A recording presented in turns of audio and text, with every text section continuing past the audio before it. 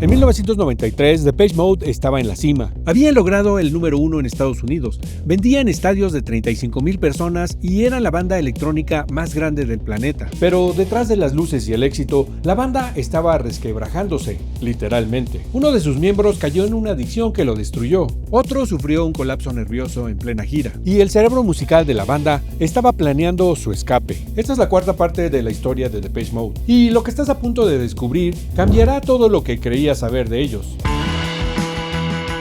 Después del masivo éxito del World Violation Tour en 1990, Dave Gahan tomó una decisión que cambiaría su vida para siempre: mudarse a Los Ángeles. Era 1991 y Dave se instaló en una mansión en Hollywood. Tenía todo lo que un rockstar podía desear: la casa grande, la Harley Davidson y el acceso total al mundo del rock de Los Ángeles. Pero lo que Dave encontró en Los Ángeles fue algo mucho más peligroso que la fama. A través de su nueva pareja, Teresa Conroy, Dave fue aceptado en la Fraternidad del Rock establecido de Los Ángeles, un grupo selecto donde el consumo de sustancias no era solo común, era casi obligatorio. Dave lo dijo años después: podía estar cayéndose de borracho, pero aún así lo dejaban entrar a cualquier lugar. Era Dave Gahan de Depeche Mode. Podría conseguir lo que quisiera, cuando quisiera. Mientras tanto, en Inglaterra, sus compañeros de banda no tenían idea de lo que estaba pasando. Martin Gore estaba construyendo un estudio privado en su casa del siglo XVII. Andy Fletcher acababa de ser padre. Su hija Megan nació el 25 de agosto del 91. También abrió un restaurante en Londres llamado Gascoigne, donde recibía a personalidades como Gary Lineker y Liam Gallagher. Alan Wilder se había casado con su novia de largo tiempo, Jerry Young, en agosto del 91. Se mudó a una finca enorme en el campo de Sussex, cerca de Horsham, donde construyó un estudio de grabación único. Lo llamó The Thin Line. Todo parecía estar en orden, cada uno disfrutando del éxito que habían construido juntos. Pero eso estaba a punto de cambiar. En abril de 1992, Dave Gahan se casó con Teresa Conroy en Graceland Chapel, en Las Vegas. El invitado de honor, un imitador de Elvis Presley. Ninguno de sus compañeros de banda estuvo presente. Dave describió la ceremonia años después como algo completamente plástico y falso. Ni siquiera encendieron las velas porque solo eran de decoración, y el Elvis falso no dejaba de cantar. Dave tuvo que pedirle que parara para poder casarse, pero había algo más oscuro detrás de esta boda surrealista. Teresa, como Dave, también consumía sustancias. Dave admitió años después que encontró en ella a alguien con quien podría hacer lo que quisiera sin ser juzgado, porque ella participaba. Habían hecho un pacto: Dave nunca usaría sustancias por vía intravenosa. Ese pacto no duró mucho. Dave era un adicto y un mentiroso, y desde el momento en que rompió esa promesa, su vida comenzó a caer en espiral.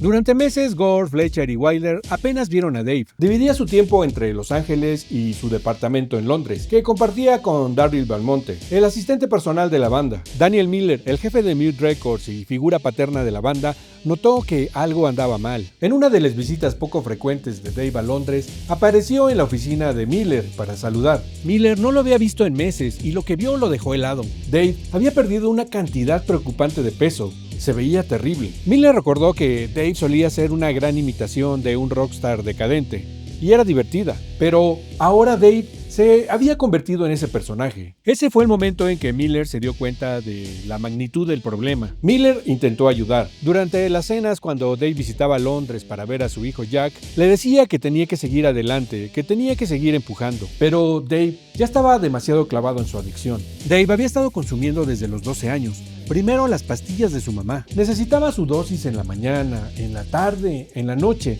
Si no la conseguía, empezaba a temblar. Estaba manteniendo una existencia muy triste. Y lo peor es que nadie en la banda sabía qué tan mal estaban las cosas, pero estaban a punto de descubrirlo. Mientras Dave se hundía en Los Ángeles, Martin Gore estaba pasando por su propia revelación personal que sacudiría todo lo que creía saber sobre sí mismo. A finales de 1991, la novia de Martin, Suzanne Boisbert, una tejana que había conocido en París, estaba embarazada de su primera hija. Debían haber sido buenas noticias, pero Martin recibió una llamada de su madre que cambiaría todo. Un amigo de la escuela recordó ese día. Martin lo llamó completamente alterado. Finalmente, Martin soltó dos noticias al mismo tiempo. Primero, que Suzanne estaba embarazada de su primera hija, y luego dijo algo que dejó a su amigo sin palabras. Su padre era un hombre afroamericano. El hombre que Martin había conocido toda su vida como su padre era en realidad su padrastro. Su madre nunca se había casado con su padre biológico.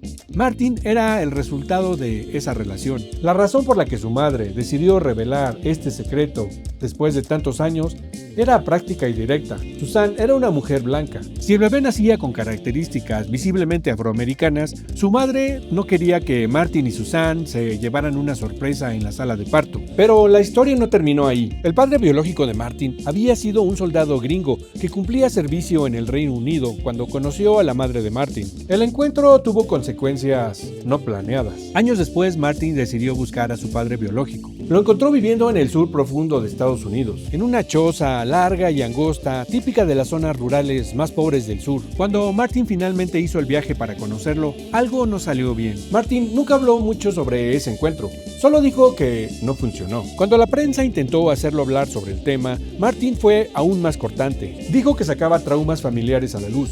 Era una de esas cosas de las que prefería no hablar. Viva Ligor nació el 6 de junio del 91. Las preocupaciones sobre su apariencia física resultaron infundadas. Aunque Martin tenía herencia racial mixta, no tuvo un efecto visible en su hija. Pero el impacto emocional de descubrir este secreto familiar mientras se preparaba para convertirse en padre por primera vez fue profundo. Martin estaba procesando una nueva identidad mientras la banda se preparaba para grabar el álbum más difícil de su carrera. Y la banda estaba a punto de entrar en su época más oscura. A finales de 1991, Martin Gore envió los demos para el nuevo álbum. Las canciones tenían un sonido diferente, más blues, más rock, más obscuras. I Feel You tenía ese riff de guitarra bluesesco y clásico.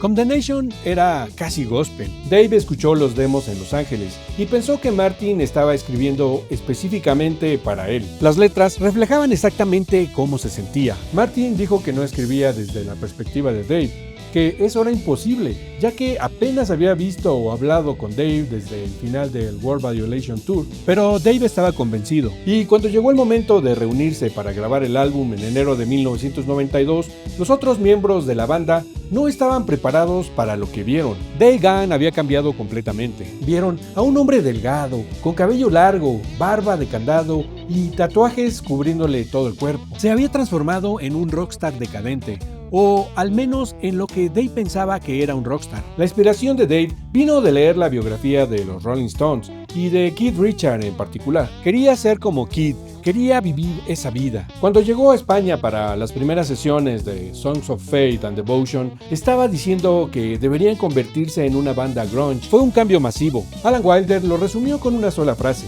se veía como si hubiera estado viviendo en Los Ángeles por un año. En enero de 1992, Depeche Mode se reunió en Madrid para grabar Songs of Faith and Devotion. La idea era trabajar en una casa grande a varios kilómetros de la capital. Construyeron un estudio dentro de la casa y vivieron juntos. Era un concepto que nunca habían probado antes: trabajar y vivir en el mismo lugar. La villa que rentaron en Madrid parecía perfecta en papel, grande, aislada, con espacio suficiente para todos. Pero cuando llegaron y empezaron a armar el estudio en el sótano, descubrieron los problemas. La acústica era terrible. Las paredes de piedra creaban reverberaciones extrañas que hacían difícil conseguir un sonido limpio. Wilder y Flood pasaron semanas tratando de resolver los problemas técnicos, colgando mantas, moviendo paneles, experimentando con diferentes configuraciones. El equipo que llevaron incluía los samplers Akai habituales, los sintetizadores vintage que Wilder prefería y 2 kits de batería de diferentes tamaños que grabaron en espacios distintos del sótano para conseguir texturas variadas. Pero nada de eso importaba si el espacio mismo luchaba contra ellos. Fue una de las razones principales por las que solo lograron grabar 2 o 3 canciones en 12 semanas. Dave llegó inspirado por bandas como Jane's Addiction, no tanto por lo que hacían, sino por la pasión que tenían. El peligro le atraía. Dave sentía que Depeche Mode había estado demasiado seguro musicalmente en los últimos años y quería que volvieran a ser una banda con espíritu. Dave estaba dando una vibra muy agresiva. Era muy firme sobre lo que quería y cómo deberían hacerlo. Andy Fletcher admitió que Dave quería que se volvieran más orientados a las guitarras, más tradicional. Batería, guitarra y bajo. Ese era el tipo de música que estaba escuchando. Pero también reconoció que la tensión creó algo emocionante y diferente para ellos. Dave estaba decidido a que fueran algo que no eran. Quería probar cosas nuevas con instrumentación nueva. Estaba empujando para ser más pesados. Quería darles un sentimiento más rockero. Admitió que logró salirse con la suya. Alan Wilder estuvo de acuerdo con el cambio de dirección. Necesitaban empujar los límites y hacer algo completamente diferente al Violator. Sabían que había presión para repetir ese éxito.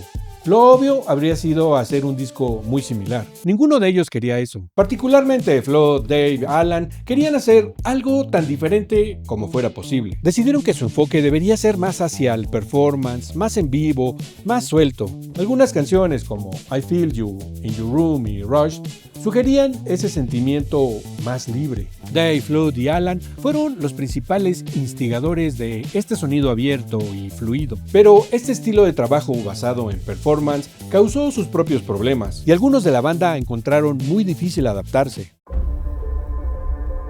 Durante las sesiones de Songs of Faith and Devotion, algo quedó dolorosamente claro para todos. Andy Fletcher tenía un rol musical mucho menor, y esto estaba creando una tensión que amenazaba con explotar. Daniel Miller visitó Madrid después de unas semanas para un reporte de progreso. Lo que encontró lo dejó preocupado. Era una vibra muy mala. No se estaban comunicando abiertamente entre ellos. Las sesiones se habían convertido en un campo de batalla silencioso. Para desarrollar Condemnation, la canción con el sentimiento gospel que Martin había escrito, decidieron hacer algo inusual. Pusieron a los 4 miembros a hacer una cosa, cada uno en el mismo espacio. La idea era recrear el sentimiento gospel que la canción originalmente tenía.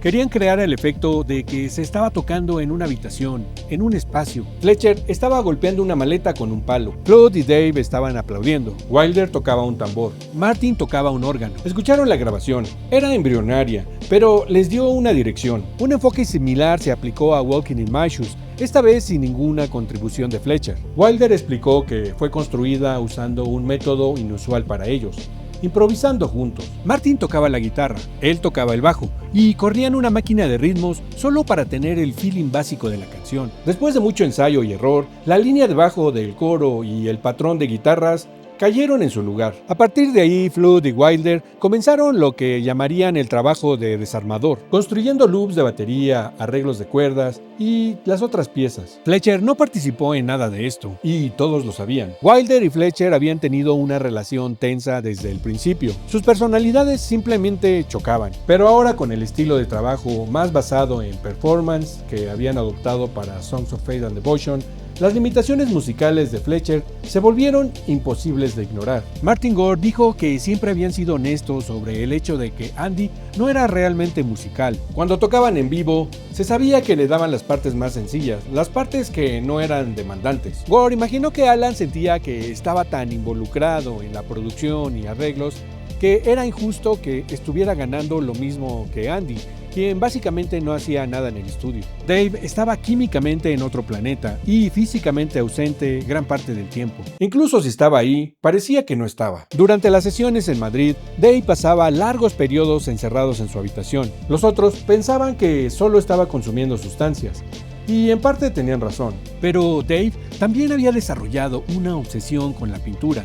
Pintaba compulsivamente, creando obras abstractas y obscuras que reflejaban su estado mental. Años después, Dave explicó que la pintura se había convertido en una forma de escape, una manera de procesar todo lo que estaba pasando en su cabeza sin tener que hablar con nadie. Bajaba esporádicamente del piso de arriba con ráfagas de emoción creativa, participando en las sesiones por unas horas y luego desaparecía de nuevo a su habitación con sus pinceles y sus lienzos. Martin se volvió muy introvertido, encerrándose en sí mismo, y Fletcher comenzó a quejarse de sentirse deprimido. Todos estaban pasando por grandes cambios, particularmente en los últimos años desde que entraron a sus 30. Ciertos aspectos de su vida se habían vuelto mucho más importantes que estar concentrados en un estudio de grabación. Con el descanso significativo que habían tomado antes de empezar a grabar este disco, cuando regresaron, se notaba que todos tenían otras prioridades. Pero había algo más profundo sucediendo. Fletcher estaba empezando a sentir la presión de ser el miembro de la banda sin una contribución musical clara, y esa presión estaba a punto de quebrarlo.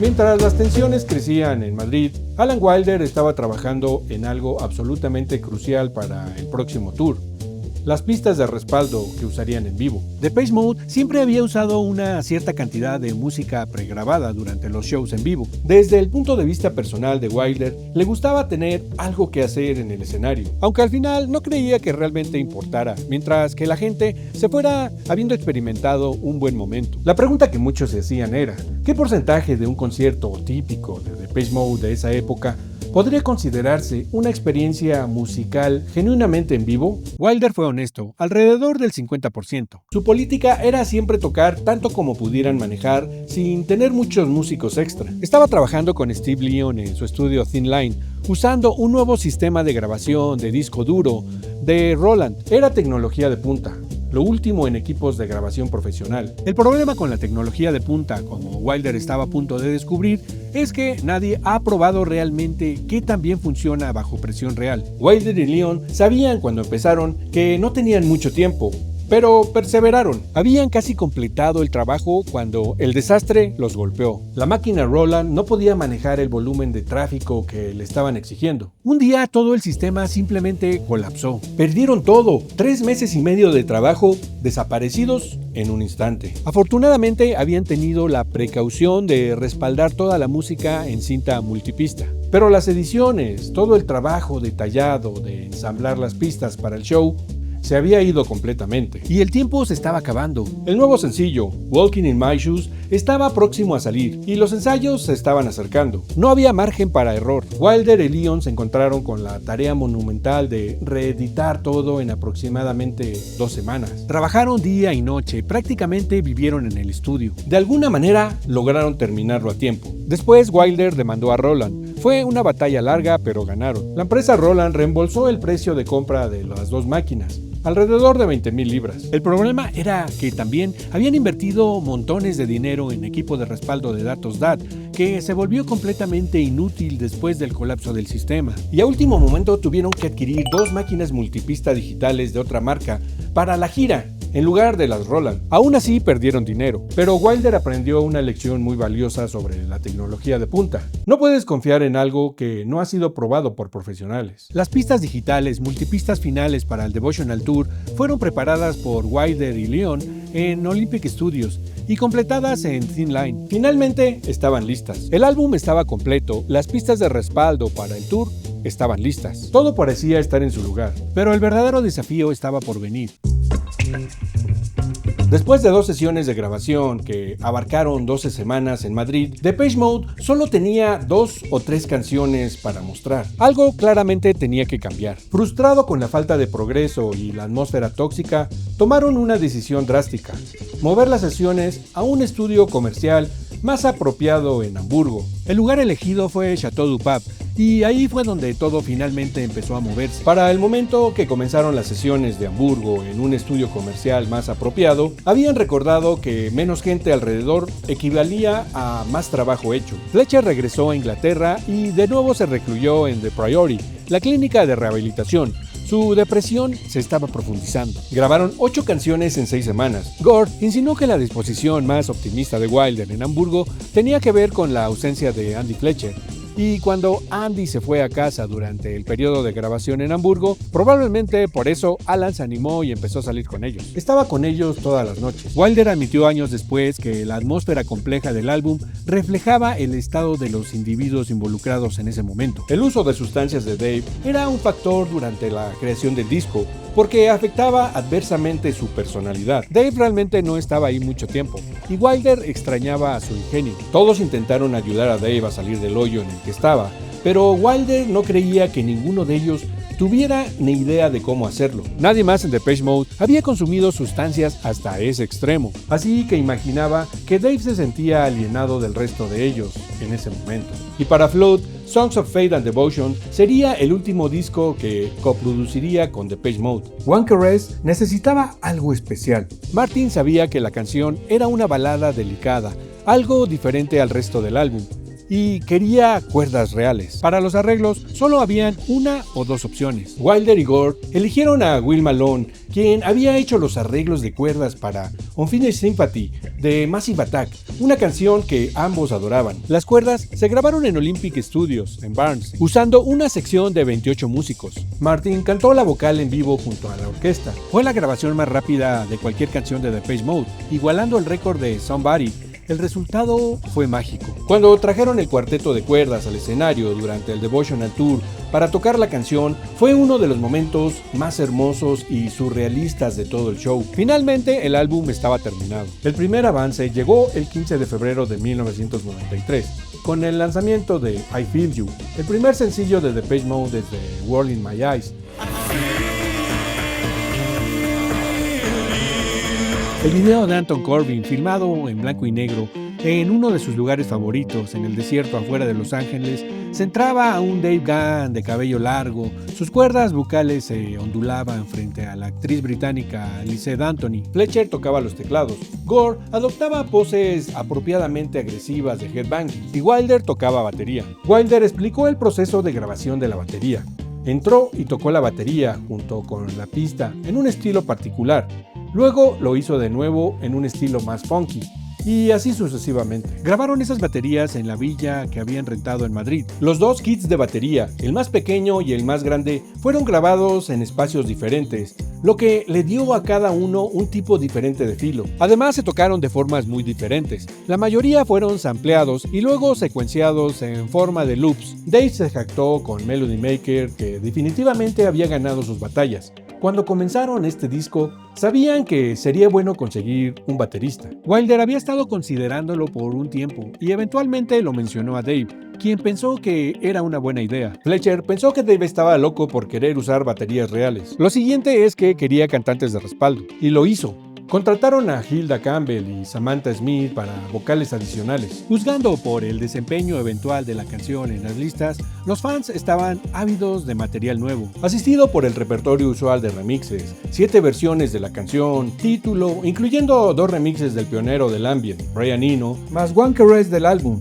Para el 27 de febrero, I Feel You había subido al número 8 en las listas de sencillos del Reino Unido. La juventud alternativa gringa aceptó los matices grunge, impulsando I Feel You a la cima de las listas Modern Rock Tracks. Solo llegó al 37 en Billboard, pero estuvo 12 semanas en las listas. Songs of Faith and Devotion finalmente vio la luz el 22 de marzo de 1993 en el Reino Unido y el 23 en Estados Unidos. Las críticas fueron mixtas pero intensas. Melody Maker observó que los tiempos habían cambiado y Depeche Mode se había ajustado. Se habían reconfigurado para los 90 con una colisión ingeniosa y desafiante de Achtung Baby de U2 y Automatic for the People de R.E.M. Pop industrial crujiente con un giro confesional sombrío y obsesivo. NME notó que habían algunas guitarras, un cuarteto de cuerdas y algunos excelentes ruidos rasposos.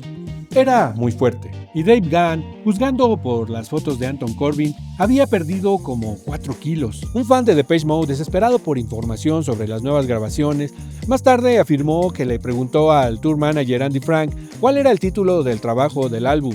Durante un encuentro casual, Franks aparentemente bromeó.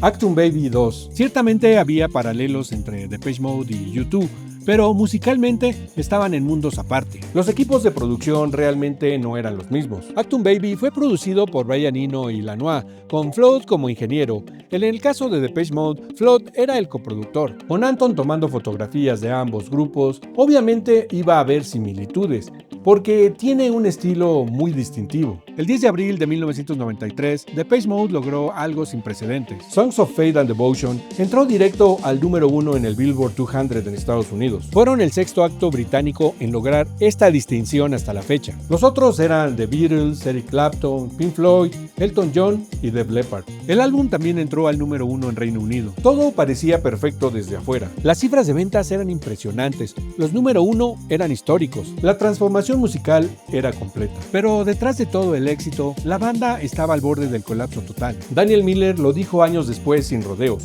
Fue un álbum muy difícil de hacer y estaban a punto de embarcarse en un tour de 18 meses que casi destruye a la banda para siempre.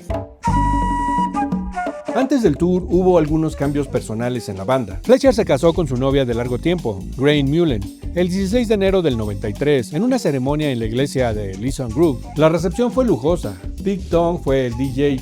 mucha gente de Mute estuvo presente. Todo parecía estar en orden en la superficie. Pero cuando el NME anunció que Depeche Mode tocaría su primer show en el Reino Unido después de 2 años y medio, las cosas estaban a punto de explotar. El show sería en el Crystal Palace National Sport el 31 de julio. 35,000 personas de capacidad. Sisters of Mercy, la banda que les abría. Las entradas costaban 18.50 libras. Primero se vendieron exclusivamente a través del programa de TV Big Breakfast de Channel 4 y luego en los puntos de venta habituales. Pero antes de ese show masivo, tenían que comenzar el Devotional Tour. El 26 de abril de 1993 salió Walking in My Shoes como adelanto del tour. El sencillo venía con 6 remixes de Spirit Wheel, Johnny Dollar y William Orbit. También incluía My Joy como lado B, una canción grabada en Chateau du Pape que casi entra en el álbum, pero que finalmente consideraron que no era lo suficientemente fuerte. Alcanzó el número 14 en Reino Unido y el número 1 en Modern Rock Tracks en Estados Unidos. El video dirigido por Anton Corbijn fue uno de los más surrealistas que habían hecho. El 19 de mayo de 1993, el Devotional Tour comenzó en Espace Foix, en Francia. Wilder explicó que era un buen lugar para ensayos de preproducción. No era tan grande como para ser riesgoso, considerando que las primeras noches siempre son un poco nerviosas y problemáticas. La producción era ambiciosa, cortinas masivas, shows de luces apropiado y una secuencia de apertura con truenos y relámpagos precediendo a Higher Love. La preparación técnica del Devotional Tour fue la más compleja que Depeche Mode había intentado jamás. Wilder era responsable de toda la programación de las pistas de respaldo y la sincronización tenía que ser perfecta. Usaban una combinación de sus teclados habituales, el Akai S1100, Samplers Emulator, sintetizadores modulares vintage como el Mini Moog y el ARP 2600, además del Roland System 700. Las pistas de respaldo corrían desde las máquinas multipista digitales Sony que habían comprado después del desastre con Roland. Pero lo más complicado era la sincronización con los videos de Anton Corbijn. Todo tenía que estar programado al milisegundo, un retraso de medio segundo y la imagen no coincidía con la música. Wilder pasó meses con Steve, preparando cada detalle, cada transición. Fue la primera vez que utilizaron un timecode para sincronizar audio y el video en el escenario. Era un espectáculo diseñado para estadios y Wilder era el cerebro técnico que mantenía todo funcionando noche tras noche. Para el Devotional Tour, la banda tomó decisiones que cambiarían completamente su presentación en vivo. Gore decidió que tocaría guitarra en varios temas, no solo como textura de fondo, sino como un instrumento principal. Era una declaración. Depeche Mode ya no era solo una banda de sintetizadores. Y Wilder, quien había tocado batería en 4 canciones del álbum, I Feel You, Walking in My Shoes, Condemnation y In Your Room, las tocaría en vivo también. Esto significaba una logística completamente nueva.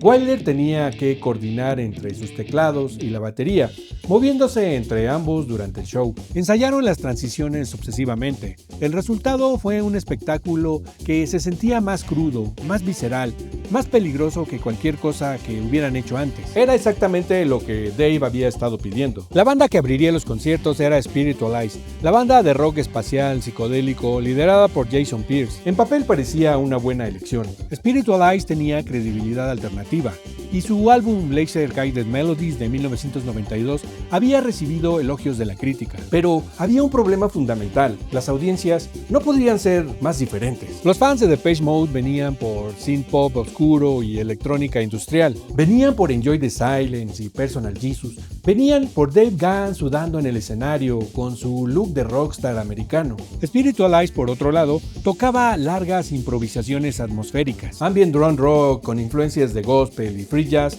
era música diseñada para viajes mentales, no para saltar en el estadio. Noche tras noche, los fans de Depeche Mode simplemente no lo soportaban. En lugar de verlos sufrir cada noche ante una audiencia hostil, Depeche Mode decidió terminar el arreglo. La banda le dio la noticia a Spiritualize el viernes 28 de mayo, en Gothenburg, Suecia. Les dijeron que no los necesitaban después del show del sábado 29 de mayo en Estocolmo. Spiritualize, comprensiblemente ofendidos por cómo se manejaron la situación, se negaron a tocar el último show en Estocolmo, así que Depeche Mode tuvo que improvisar una solución de último minuto. Consiguieron que la banda del hotel tocara en su lugar. Imagínate la escena, músicos que normalmente tocaban covers en los bares del hotel, de repente fueron lanzados a tocar en un estadio de 20,000 personas como soporte de una de las bandas más grandes del mundo. Después, Miranda Sex Garden de Nude tomó el lugar de Spiritualize, justo a tiempo para el show de Hanover, el 31 de mayo, y el tour continuó. Pero lo que estaba pasando en el backstage era mucho más preocupante que los cambios de actos de la banda telonera. El 31 de julio de 1993, uno de esos días donde podía sentir la electricidad en el aire en Londres, Crystal Palace National Sports Center, 35,000 personas, y les abría Sisters of Mercy. Desde temprano las multitudes empezaron a llegar, y cualquiera que observara podía notar algo extraño.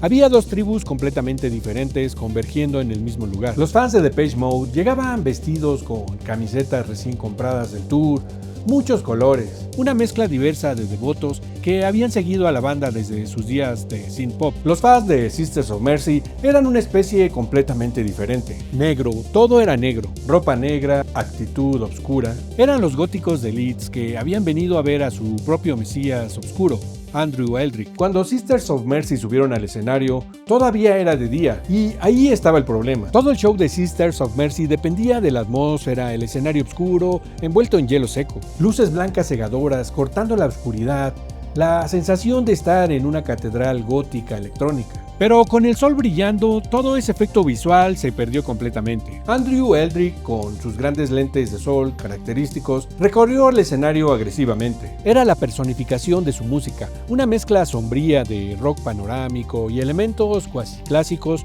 con un borde oscuro y pesado. La música era poderosa, pero sin la oscuridad, sin el efecto visual completo, algo se sentía incompleto. Y la audiencia de Depeche Mode, esperando impacientemente a sus héroes, no estaba particularmente interesada. Cuando terminaron su set, Andrew Eldritch caminó fuera del escenario. Antes de desaparecer, se inclinó hacia su micrófono y dijo con desprecio total: disfruten el show de marionetas. Era un insulto directo, una burla a Depeche Mode y su uso de pistas programadas. Lo que siguió fue un espectáculo de contrastes imposibles. Un minuto, un cuarteto de cuerdas entraba al escenario, saludando con sus arcos, para tocar la delicada canción de amor One Caress. Al minuto siguiente, Dave Gahan estaba exhortando a la multitud, y la audiencia obedecía como una masa unificada. Dave se había transformado completamente en un showman espléndido. Su baile había mejorado drásticamente, pero algunos críticos no podían dejar de notar la ironía. Dave había adoptado un acento Mid-Atlantic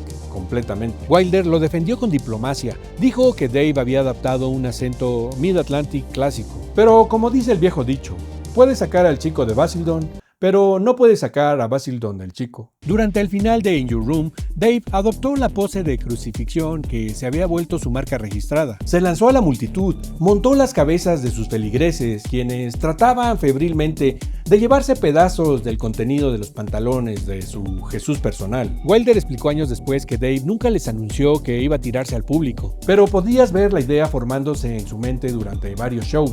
No fue sorpresa cuando finalmente lo hizo. Mirando hacia atrás, había puntos buenos y malos en cualquier show, y todos eran responsables. Dave tenía un trabajo muy exigente, salir todas las noches a involucrar a la audiencia. Sería injusto criticarlo por un movimiento particular. Daniel Miller lo resumió perfectamente. El hecho de que Dave se mudara a Estados Unidos y absorbiera esa cultura trajo ciertas ideas que no estaban necesariamente ahí antes. Pero todo lo que hizo fue balanceado por lo que los otros querían.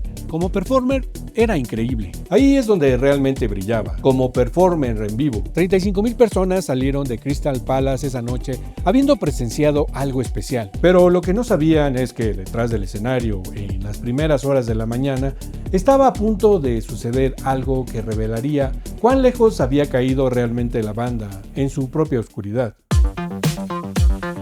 Entre el final del tour europeo en Londres el 31 de julio y el arranque de la etapa norteamericana el 7 de septiembre en Quebec, había más de un mes de respiro. Fletcher, Gore y Dave desaparecieron, cada quien a lo suyo, un descanso muy necesario. Alan Wilder no descansó ni un día. Mientras sus compañeros trataban de recuperarse del infierno que había sido el tour europeo, Wilder tomó un vuelo a Dublín, destino Windmill Lane Studios, los mismos estudios legendarios donde U2 grababa, las mismas paredes que habían visto nacer al Achtung Baby de U2. Allí, encerrado con Steve, se puso a trabajar en algo que nadie le había pedido, pero que él consideraba necesario: el video Devotional y el álbum en vivo. Usaron las grabaciones que Steve había capturado en las mejores noches del tour. El álbum salió el 6 de diciembre de 1993. Se llamaba Songs of Faith and Devotion Live. Mismo nombre que el disco de estudio, mismas canciones, mismo orden, todo absolutamente idéntico. La prensa musical no supo si reírse o llorar. Melody Maker fue directo al grano.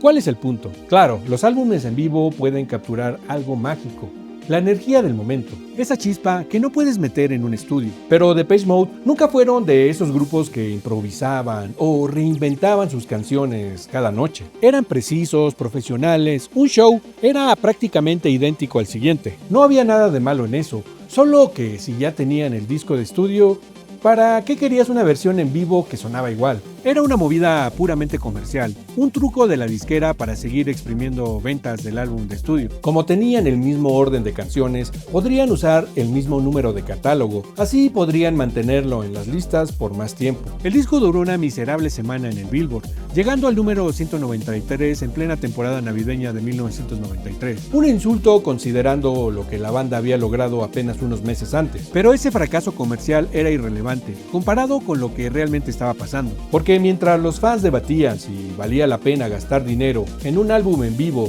idéntico al del estudio, la banda estaba cayéndose en una espiral de autodestrucción que nadie, ni siquiera ellos mismos, podrían detener.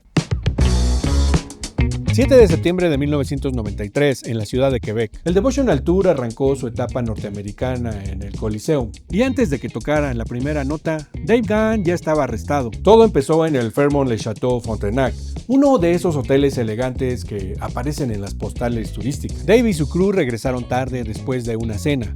El hotel estaba completamente a oscuras, ni una luz. Habían cortado toda la electricidad por mantenimiento nocturno. Había guardias de seguridad con linternas guiando a los huéspedes a sus habitaciones. Uno de los guardias no reconoció a Dave, le bloqueó el paso a él y a sus amigos. Ahí se armó el pleito. En 10 minutos llegaron 4 patrullas. Se llevaron a Dave y a otro tipo a la estación de policía. Los acusaron de agresión. Al día siguiente retiraron los cargos, pero el mensaje era claro: esto apenas comenzaba. Unas semanas después, en Denver, le tocó a Martin Gore. Lo arrestaron por alteraciones del orden público.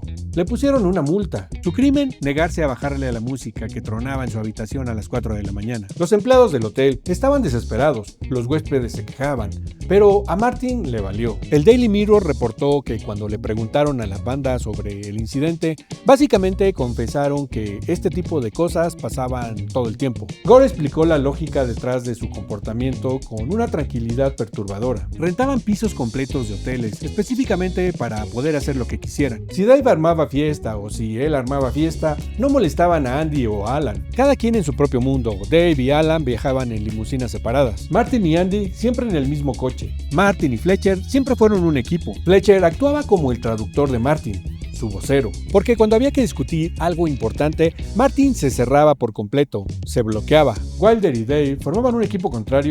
No exactamente, más bien cada quien jalaba para su lado. Pero lo que quedaba absolutamente claro con todos esos arreglos de viaje y hospedaje era que las relaciones dentro de Depeche Mode estaban destruidas. A menos de la mitad de la etapa gringa durante el show del 8 de octubre en Nueva Orleans, Dave Gahan supuestamente sufrió un ataque al corazón. Dave recordó años después que fue durante la última canción.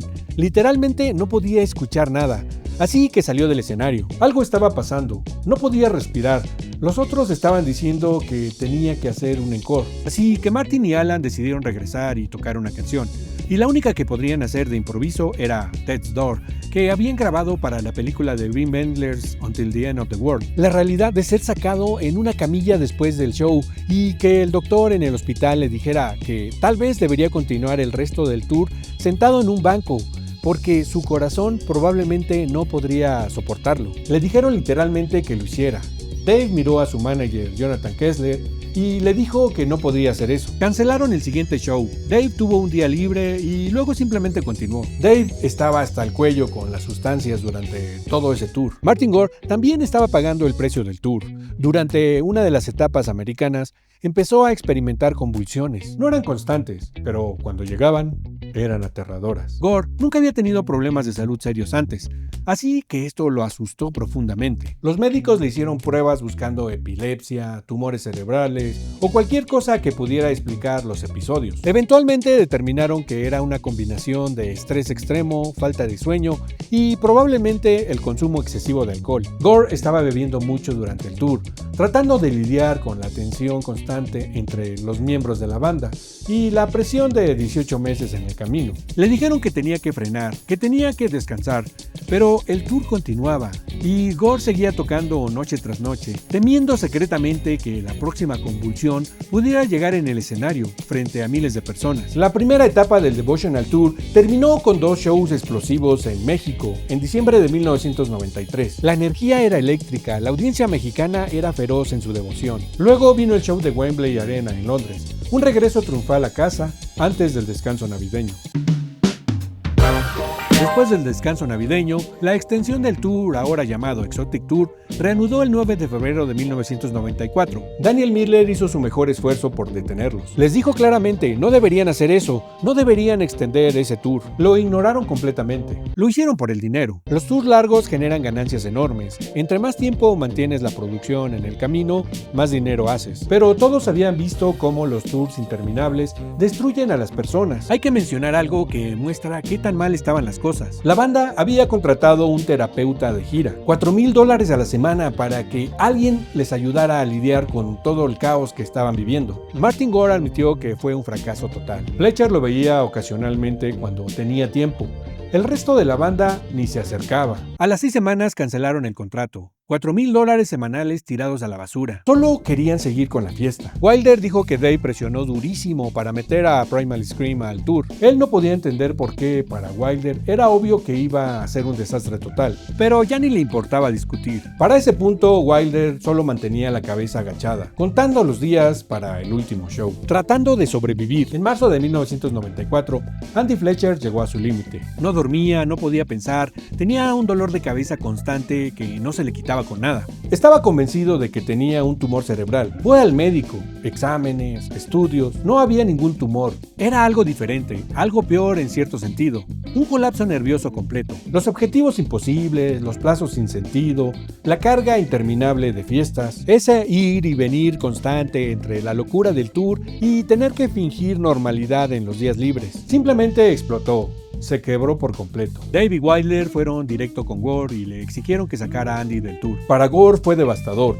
pero para Dave y Alan, Andy se había vuelto insoportable, un lastre que cargar. Y Daryl Bamonte, el asistente personal que llevaba años con ellos, aprendió todo el set completo en una semana, en Hawái, con Wilder como maestro. Tocó perfecto el resto del tour, sin haber tocado teclados profesionalmente en su vida. El comentario de Alan lo decía todo sobre el nivel técnico de teclado que se requería para reemplazar a Fletcher, y le daba más peso a los rumores de que su falta de habilidad musical había contribuido a su colapso nervioso. Saber que eras tan prescindible que podría ser reemplazado en una semana por alguien sin experiencia. Sudáfrica fue un desastre para Alan Wilder desde el momento en que llegaron. Alguien robó su equipaje del hotel, no solo ropa, sino equipo personal, pertenencias que había llevado durante todo el tour. La policía calculó el valor del robo en 10,000 libras. Wilder presentó el reporte sabiendo que probablemente nunca vería nada de eso de nuevo, y consiguió ropa prestada para seguir adelante. Pero su cuerpo tenía otros planes. Durante esos shows, Wilder empezó a sentir un dolor severo en su costado que se intensificaba noche tras noche. Después de un show particularmente brutal, el dolor se volvió insoportable. Fue directamente al hospital donde los médicos le diagnosticaron piedras en el riñón. Le dijeron que necesitaba cirugía inmediatamente, no en una semana, no después del tour. Ahora. Operaron a Wilder de emergencia en Sudáfrica, un país que apenas conocía, y en un hospital que nunca había visto antes. En cuanto pudo caminar sin doblarse del dolor, estaba de vuelta en el escenario. En abril, Depeche Mode regresó a México. Ahora le tocó a Monterrey el ser testigos del Exotic Tour. Dave tenía una exigencia que no iba a negociar. Quería a Primal Scream como abridores. Dave insistió porque estaba obsesionado con ellos. Le fascinaba la actitud de Primal Scream y de su álbum Give Out But Don't Give Up. Quería que Depeche Mode tuviera esa vibra suelta, esa libertad salvaje. Además había otro factor. Teresa, esposa de Dave, estaba trabajando para Steve Rennie, el manager de Primal Scream. Dave andaba con ellos todo el tiempo. La prensa musical se frotó las manos. Primal Scream tenía fama de ser absolutamente salvajes, y se suponía que iban a pasar 11 semanas de gira con Depeche Mode, mientras Dave no mostraba ni la más mínima intención de frenar su consumo de sustancias. Era como juntar gasolina con fuego. Primal Scream se unió al tour el 12 de mayo de 1994. Bobby Gillespie y los muchachos cumplieron exactamente con las expectativas retorcidas que Dave tenía sobre ellos. Se la vivieron en el camerino de Dave. Buenos momentos, mucha diversión, demasiada. Bobby proyectaba esta imagen de ser un desastre total, pero en realidad era un tipo muy inteligente. Sabía exactamente hasta dónde llegar. Sabía cuándo parar. Dave no. Dave no se dio cuenta de que nadie más estaba jugando el juego tan duro como él. Para los demás era diversión, para Dave era un estilo de vida. Dave andaba en muy mal estado, rodeado de groupies, medias rotas, tacones altos, incapaces hasta de pintarse bien los labios.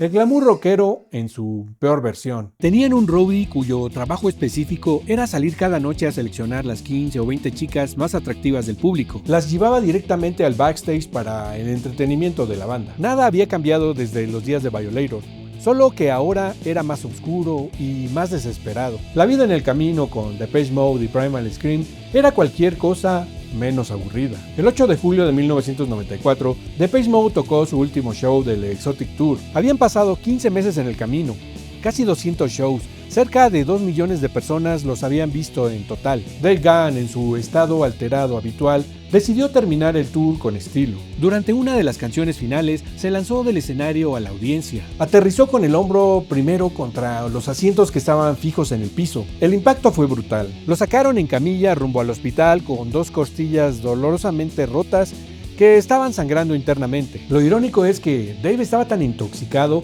que no sintió ningún dolor físico durante 24 horas. Cuando finalmente los doctores le dijeron que necesitaba quedarse hospitalizado, Dave ignoró completamente el consejo médico. Se dio de alta del hospital por su cuenta, rentó una cabaña en Lake Tahoe y se fue con su esposa y estuvo así vendado por 3 semanas. Ni siquiera asistió a la fiesta de fin del tour en San Andrews, en Detroit, donde según Wilder se cumplieron todos los requisitos estándar de Depeche Mode. Excesos, bailarinas exóticas y Martin vestido de mujer. Los tours Devotional y Exotic habían terminado oficialmente. La banda estaba destruida en formas que ni ellos mismos podrían articular.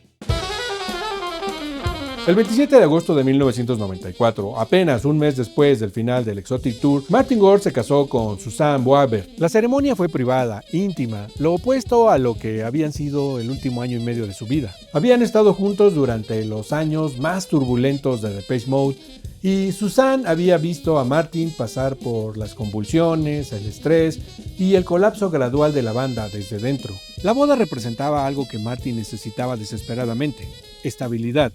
Un ancla, algo real y sólido en medio del caos que había sido su vida profesional. Martin intentaba construir algo que durara, una familia, una vida fuera de Depeche Mode, porque cada vez estaba más claro que la banda, al menos como la conocían, no duraría mucho más. Después del agotamiento brutal del Devotional y Exotic Tour, Alan Wilder decidió tomarse unas vacaciones en las Highlands de Escocia con su nueva pareja, Hepzibah Cessa, conocida como Hep. Ella era la violinista y tecladista de Miranda Sex Garden, la banda que había reemplazado a Spiritualize como acto de apertura. El 1 de septiembre de 1994, Wilder conducía su auto convertible por la carretera cerca de Lockheed. La zona era usada para entrenamiento militar de bajo nivel. Mientras se aproximaba a una curva cerrada, escuchó el sonido de un avión detrás de él. Miró hacia arriba y vio la parte inferior de la aeronave a no más de 15 metros sobre él. En una fracción de segundo, el avión se estrelló al lado del camino, aproximadamente 180 metros adelante. Wilder fue rociado con escombros dispersados por toda la carretera. Más allá de la curva, partes de los cuerpos de los aviadores eran claramente visibles. Lo que lo impactó fue que una tragedia tan instantánea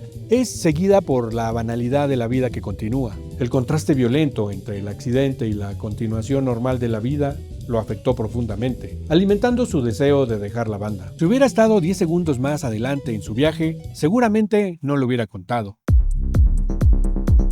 Durante la grabación de Songs of Faith and Devotion en Madrid, Alan Wilder dijo basta. Su tiempo en Depeche Mode había terminado. Recordaba haberse dicho a sí mismo que esto ya no le gustaba.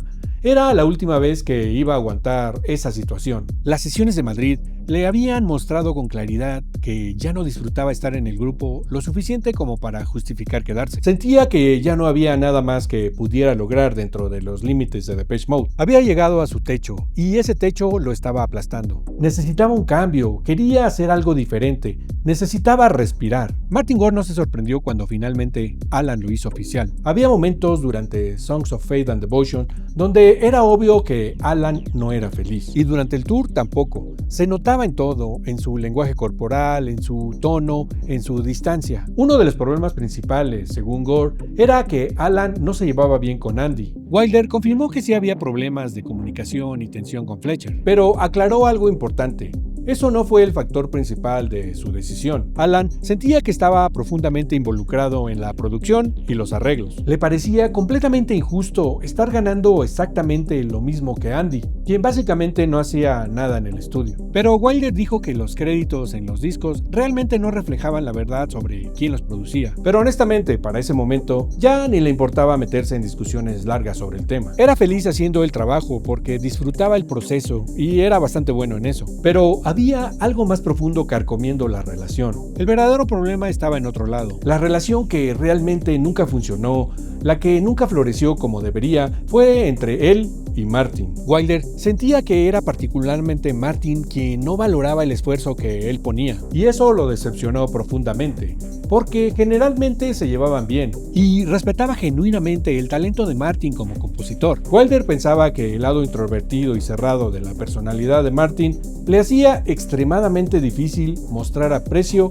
o dar reconocimiento. Martin simplemente no sabía cómo expresar gratitud. Daniel Miller estuvo completamente de acuerdo con el análisis de Wilder. La forma en que Depeche Mode siempre había trabajado era poco convencional en términos de quién hacía qué. Martin escribía las canciones y participaba en el estudio, pero la verdad es que no le gustaba mucho estar ahí. Se sentía incómodo. Alan hacía la enorme mayoría del trabajo pesado en el estudio, la ingeniería, los arreglos, la producción real. Y Fletcher, que ni siquiera tocaba un instrumento de verdad, cumplía un rol extraño. Era el que sacudía las cosas ocasionalmente. Hacía preguntas incómodas o comentarios que obligaban a pensar diferente. No era exactamente un catalizador musical, más bien actuaba como un árbitro, un tipo con los pies en la tierra, muy pragmático. La voz de la realidad. Y esa dinámica extraña había funcionado de alguna manera durante años. Pero Alan estaba cada vez más frustrado. Sentía que su rol no estaba siendo apreciado lo suficiente por nadie. Miller no sabía si Alan estaba completamente justificado en su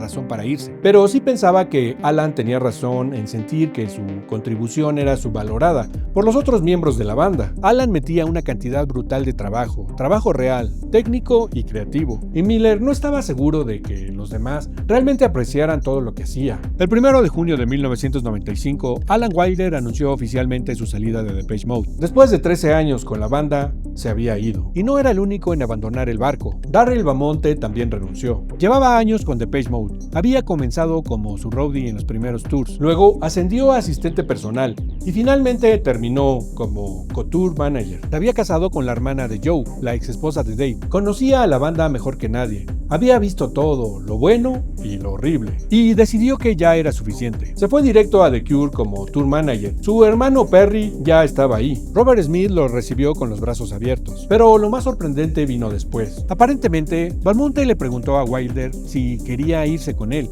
si quería unirse a The Cure. Wilder pensó que era una broma al principio, pero le aseguraron que era una oferta completamente seria. Wilder lo rechazó sin pensarlo mucho. Lo último que quería en su vida era unirse a otra banda. Nunca había querido estar en un grupo pop toda su existencia. De alguna manera, le parecía algo juvenil estar atrapado en el circuito pop a los casi 40 años de edad. Explicó que a medida que envejeces, no quieres estar atado a un solo grupo de personas o a una sola actividad. Quieres libertad, variedad, control sobre tu propio destino. La era de Alan Wilder en Depeche Mode había terminado definitivamente. Y la banda que había conquistado el mundo, que había llegado al número 1 en Estados Unidos, que había había vendido estadios de 35,000 personas, estaba en pedazos. Entre 1991 y 1995, Depeche Mode vivió su periodo más oscuro. Dave Gahan cayó en una adicción de la que casi no la cuenta. Andy Fletcher tuvo un colapso nervioso que lo sacó del tour. Y Alan Wilder, el cerebro técnico y musical de la banda, decidió que ya había tenido suficiente. Songs of Faith and Devotion los llevó al número 1 en Estados Unidos, pero el precio que pagaron fue casi demasiado alto. La pregunta es, ¿podría Depeche Mode sobrevivir sin Alan Wilder? ¿Podrían continuar como trío? Y más importante, ¿podría Dave Gahan sobrevivir? Y si quieres saber cómo terminó esta historia, asegúrate de suscribirte porque la quinta parte viene pronto. Por aquí te dejo otro video que seguramente disfrutarás.